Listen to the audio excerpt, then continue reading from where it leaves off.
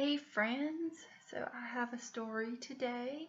I have Jan Brett's The Mitten, and Jan Brett is the author, which means she wrote the words, and she's the illustrator, which means she drew the pictures. So The Mitten is about a little boy named Nicky who is with his grandmother, who he calls Baba, and he really wants a pair of white mittens, white as snow. And you can see it here. And Baba says, I don't think that's a good idea to have mittens as white as snow, because what if you lose one? It would be camouflaged. That means it would match its environment. So let's read about Nicky's lost mitten, and we're going to see what these animals have to do with the mitten.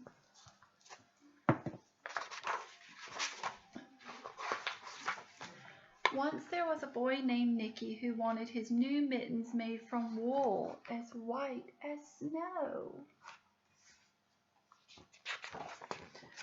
At first, his grandmother Baba did not want to knit the white mittens. If you drop one in the snow, she warned, you'll never find it. But Nicky wanted snow white mittens, and Baba finally made them. After she finished, she said, when you come home, first I will look to see if you are safe and sound. Then I will look to see if you still have your snow white mittens. So off Nicky went, and it wasn't long until one of his new mittens dropped in the snow and was left behind. See, Nicky's climbing that tree, and he dropped his mitten. Trees are great for climbing. A mole, tired from tunneling along, discovered the mitten and burrowed inside. It was cozy and warm, just the right size, so he decided to stay.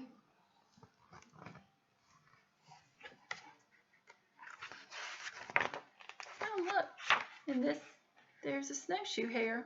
Wonder why he's on the edge of the page like that. We'll see. A snowshoe rabbit came hopping by, and he stopped for a moment to admire his winter coat. It was then that he saw the mitten, and he wiggled in, feet first. The mole didn't think there was enough room for both of them, but when he saw the rabbit's big kickers, he moved over 4 feet. You see? He moved over. Next, a hedgehog came snuffling along. Having spent the day looking under wet leaves for things to eat, he decided to move into the mitten and warm himself. The mole and the rabbit were bumped and jostled, but not being ones to argue with someone covered with prickles, they made room. So a hedgehog is prickly. What animal is that? It's what we call a tree-dwelling animal. And as soon as the hedgehog disappeared into the mitten, a big owl, attracted by the commotion, swooped down. He decided to move in also, with the mole, the rabbit, and the hedgehog, and they all grumbled, but when they saw the owl's glinty talons, or his claws, they quickly let him in. What's happening to the mitten? Seems to be getting bigger. Yeah. Up through the snow appeared a badger. He eyed the mitten and began to climb in. The mole, the rabbit, the hedgehog, and the owl were not pleased or not happy. There was no room left, but when they saw his diggers, they gave him the thumb. So see, he has really sharp claws up here that help him dig in the ground. It started snowing, but the animals were snug in the mitten. A waft of warm steam rose in the air, and a fox trotting by stopped to investigate or explore what was going on. Just the sight of the cozy mitten made him feel drowsy or sleepy.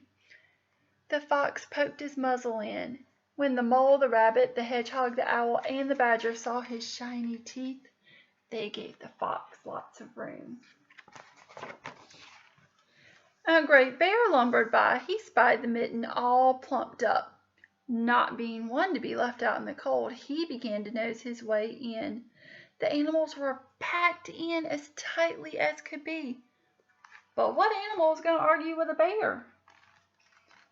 The mitten swelled and stretched. It was pulled and bulged to many times its size. But Baba's good knitting held fast.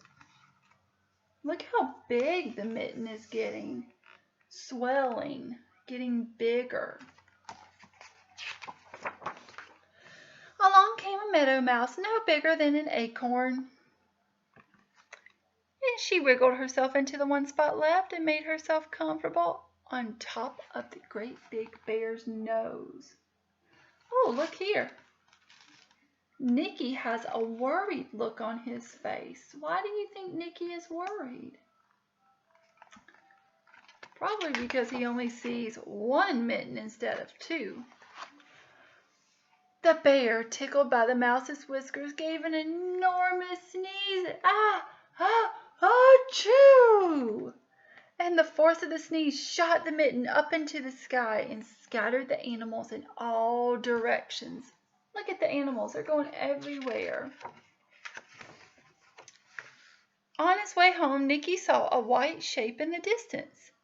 It was the lost mitten silhouetted against the blue sky. Huh. So it wasn't camouflaged because it's not blue like the sky, it's white like the snow, but it was up in the air. As he ran to catch his snow-white mitten, he saw Baba's face in the window. First she looked to see if he was safe and sound, and then she saw that he still had his new mittens. Wonder, do you think that new mitten is going to look a little bit different? Because, I mean, one mitten was on Nicky's hand, and one mitten was full of animals, even a bear. And there's Baba. Baba looks a little confused, while one mitten is much larger than the other. Alright guys, I hope you enjoyed that. There's going to be some questions on the next slide about the story. So I want you to answer those questions, and you can have your grown-up help you write the answers out, or you can draw your answers.